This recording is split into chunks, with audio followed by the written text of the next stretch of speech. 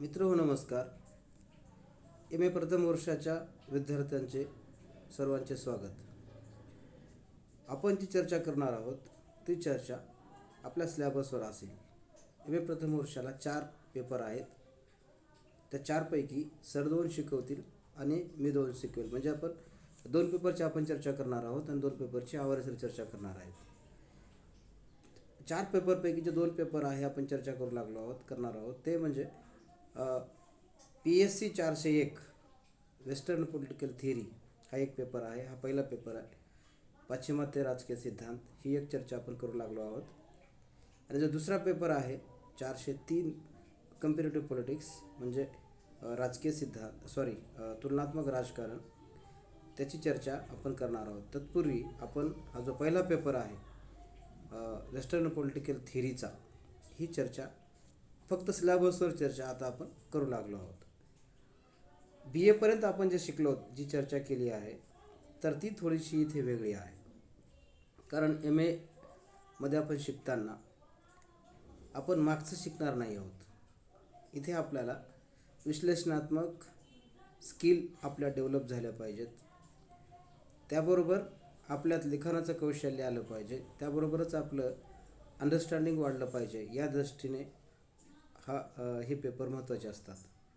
म्हणून जो पहिला पेपर आहे वेस्टर्न पॉलिटिकल थिअरी आपण BA पासून ते आतापर्यंत कधी आपण शिकलेले नाही आहोत. आणि म्हणून आपण काय करतो की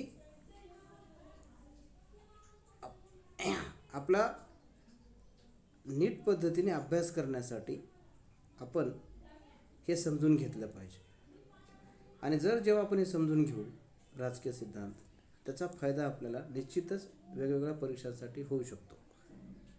आणि जसं आपण BAला करतो तसं इथे करायला जमत नाही. कारण ही जी पद्धत आहे किंवा आपण जे शिकतो आहोत त्या पद्धतीतून आपल्याला सिद्धांतच्या दृष्टिकोनातून आपल्याला सामाजिक व्यवहार कसं पाहायचं ह्याची एक दृष्टी याच्यातून मिळते. म्हणून MAचे सगळेच पेपर म्हणजे तुमच्या फर्स्ट सेमपासून ते चार सेमपर्यंत लास्ट सेमपर्यंत हे पेपर अतिशय महत्त्वपूर्ण आहेत. आणि विविध स्पर्धा परीक्षांकरिता नेट सेट असेल MPSC असेल त्याकरिता हे विषय महत्त्वाचे आहेत. म्हणून एक भान ठेवून आपण याचा अभ्यास करणं गरजेचं आहे. या पेपरमध्ये म्हणजे 401 पेपरमध्ये एकूण 5 प्रकरणं आहेत. आणि ही 5 प्रकरणं अतिशय महत्त्वपूर्ण आहेत. या प्रकरणामध्ये राजकीय सिद्धांताच्या उदयापासून राजकीय सिद्धांताच्या निर्मितीपासून राजकीय सिद्धांताच्या विकासातले जे विविध टप्पे आहेत ती टप्पे इथे आपण चर्चेला घेणार आहोत. त्याची आपण चर्चा करणार आहोत.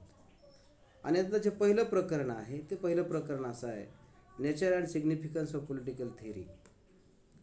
राजकीय सिद्धांताचा स्वरूप आणि त्याचं महत्त्व असं आपलं हे टायटल आहे. आणि यामध्ये आपण काय काय चर्चा करणार आहोत तर मिनिंग ऑफ पॉलिटिकल थिअरी म्हणजे राजकीय सिद्धांत म्हणजे काय, त्याच्या वेगवेगळ्या लेखकांच्या परिभाषा काय आहेत, वेगवेगळ्या लेखकांची मते काय आहेत.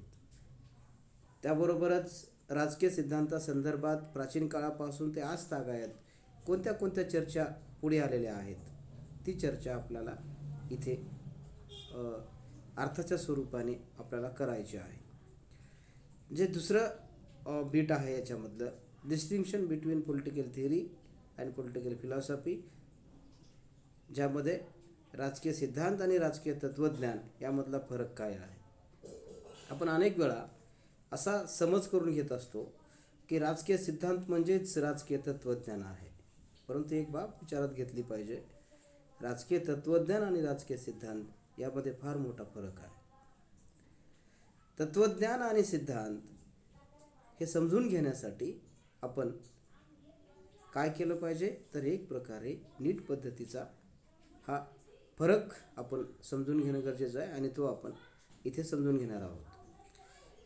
आता दुसरा जो फरक आहे तो म्हणजे राजकीय सिद्धांत आणि राजकीय विचारसरणी.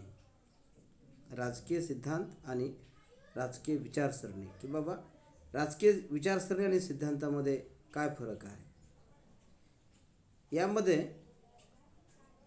आणखी एक महत्त्वाचा पॉईंट आहे, तो म्हणजे यूज ऑफ पॉलिटिकल थेअरी, राजकीय सिद्धांताचा उपयोग काय. आणि हे बीट पहिल्या प्रकरणामध्ये आपल्याला चर्चा आपल्याला त्याची करायची आहे. प्रकरण जे दुसरं आहे ते दुसरं प्रकरण म्हणजे the nature of traditional of classical political theory, पारंपरिक सिद्धांताचे स्वरूप. त्याच्यामध्ये अभिजात राजकीय सिद्धांत काय आहेत, आपण अभिजात कशाला म्हणतो, क्लासिकल आपण कशाला म्हणतो. मग राजकीय सिद्धांतामध्ये काय क्लासिकल आहे, काय अभिजात आहे, ती चर्चा इथे करायची आहे. याच्यामध्ये सुद्धा 2 सब पॉईंट आहेत. आणि ते सब पॉईंट म्हणजे नॉर्मेटिव्ह पॉलिटिकल थिअरी आणि empirical political theory. Normative political थिअरीमध्ये आपण त्याला आदर्शवादी राजकीय सिद्धांत असं म्हणतो, तर इम्पेरिकलमध्ये आधुनिक राजकीय सिद्धांत असं म्हणतो. तर ह्या 2 परंपरा आपल्याला समजून घ्यायच्या आहेत. प्रकरण जे तिसरं आहे ते तिसरं प्रकरण डिक्लाइन ऑफ पॉलिटिकल थिअरी असं आहे. राजकीय सिद्धांताचा ऱ्हास किंवा राजकीय सिद्धांताचा अस्त असं म्हटलं जातं. आणि या प्रकरणामध्ये एकंदरीत 1950च्या दरम्यान राजकीय सिद्धांतासंदर्भात जे बोललं जात होतं ती चर्चा आपण इथे करणार आहोत. या प्रकरणात 1950च्या दशकात जी राजकीय सिद्धांताचा अस्त झाला अशी जी चर्चा पुढे आली, त्या चर्चेमध्ये जे आधुनिक विचारवंत होते, ज्यामध्ये डेव्हिड ईस्टन आहे, अल्फ्रेड कोबान आहे, पीटर लास्लेट आहे, तर या लोकांनी एक अशी चर्चा उभी केली की आता राजकीय सिद्धांताचा अस्त झाला आहे.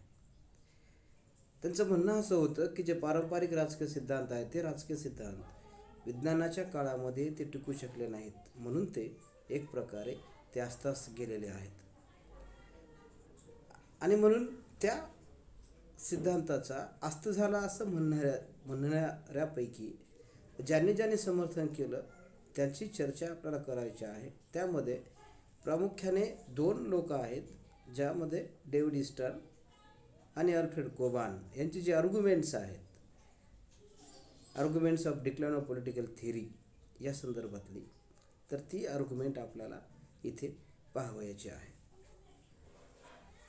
त्याबरोबर आपलं जे चौथं प्रकरण आहे ते प्रकरण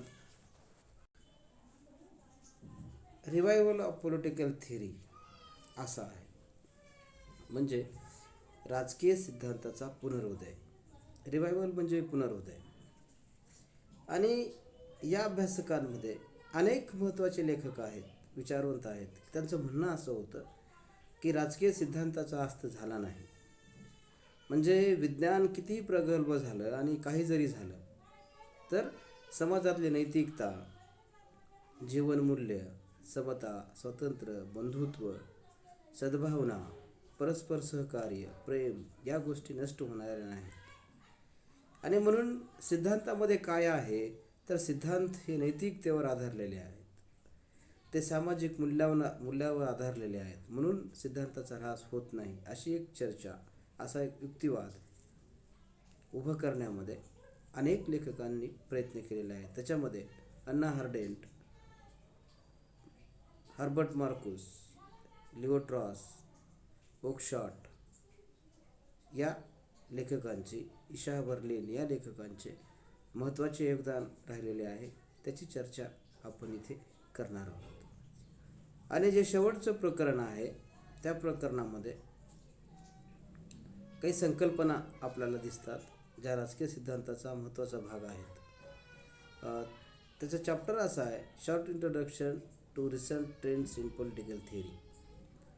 राजकीय सिद्धांतातील जे काही नवप्रवाह आहेत त्या नवप्रवाहाची ओळख, थोडक्यात ओळख इथे आपण पाहणार आहोत. आणि यामध्ये social justice and rights theory, ज्याच्यामध्ये सामाजिक न्याय आणि अधिकाराचा सिद्धांत हा एक सिद्धांत आहे. दुसरं फेमिनिस्ट पॉलिटिकल थिअरी, स्त्रीवादी राजकीय सिद्धांत यामध्ये आपण पाहणार आहोत.